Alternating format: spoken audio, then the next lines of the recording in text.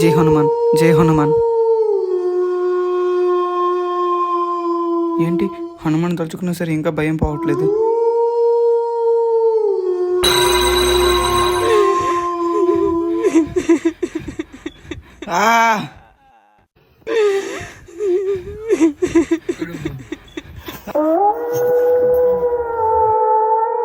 అమ్మా,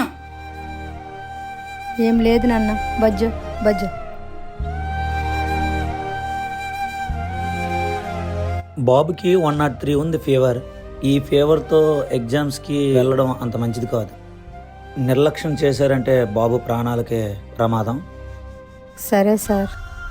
మందులు రాశాను, అవి తీసుకొని వాడండి, బాబుకు తగ్గుతుంది.